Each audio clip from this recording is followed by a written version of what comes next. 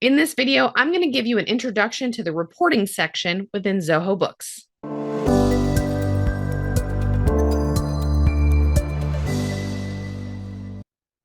Hey everyone, my name is Stephanie Smith and I am a Zoho Finance Partner at New Light Financial Solutions. Here at New Light Financial Solutions, we are on a mission to help demystify business finances as well as partner with as many business owners as possible to help them have a growing and more profitable business. Thank you so much for joining us on our YouTube channel today. Don't forget to like and subscribe for more videos.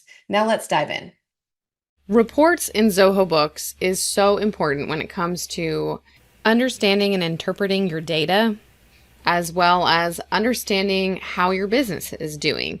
How are your profits, or how are your expenses? Are you making money or losing money? So it's very important that you have an understanding of how to find these reports and how to run these reports. So I'm going to show you that here in a second. But I do want to just call out that the reports are only as good as the data that you put into the system. So if you put garbage in, you get garbage out. So it's important that you make sure that you are inputting all the information that you need into the system, all of your sales, all of your expenses, all of that information needs to go into Zoho Books for you to get the most robust reporting necessary. So to find your reports themselves, off to the left-hand side in the menu, there is a reports option and you'll just click that. And when you do that, you'll see all of the reports that are available for you to run. They're all categorized in different groups. Like this business overview one is typically the most common ones that you'll see, like your profit and loss and your balance sheet and your cash flow statement. You'll also see groups for reports on your sales or your receivables or payables. There's also payments received or purchases and expenses. One about taxes and banking. There's a whole section that's labeled accountant. Many times CPAs will request one or more of these reports to get the information that they need about your books. And then there's also currency and activity. So there's lots of reports to choose from in the reports section here. Up at the top, you can search for reports. Like if I couldn't find what I was looking for, I can start typing it in here and select it this way. And I could also just scroll down and see them all in a list. My recommendation when you come into the reports section is to go ahead and favorite the ones that you use the most by clicking the stars. So if I know I'm going to run my profit and loss, I'm going to click the star so it shows up right here at the top and it creates a favorite section.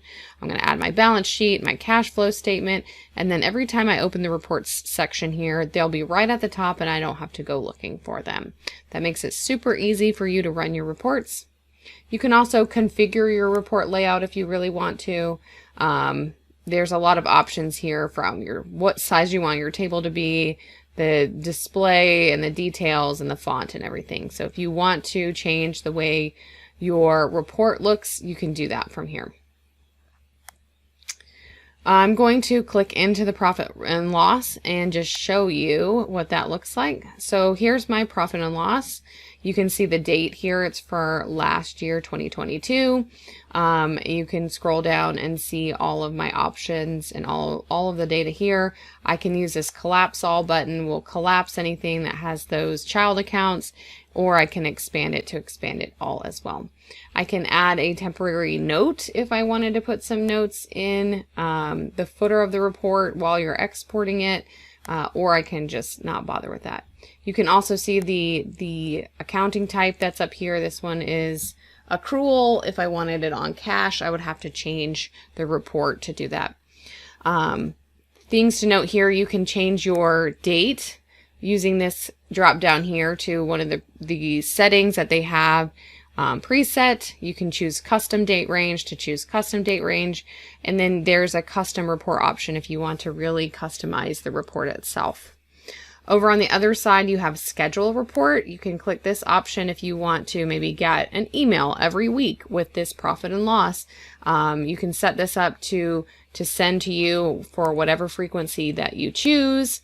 And you can set up emails for recipients who get it and whether or not it's a PDF or an Excel file. So that's a great option. You can share this with other people or users within your system that also have access to Zoho. You can print off your report if you want to, and you can also export it as a PDF or Excel or even to Zoho Sheets. So there's lots of options when it comes to reading your reports, running them, and saving them. This is a general overview of the reports. Most of the reports look very similar to this, and then we'll have the same options up here. I hope that this is helpful. I would recommend going and exploring what reports are out here and really becoming more familiar with the data that's available and the data that you need to make good business decisions. Thanks again for watching. I will see you on the next video.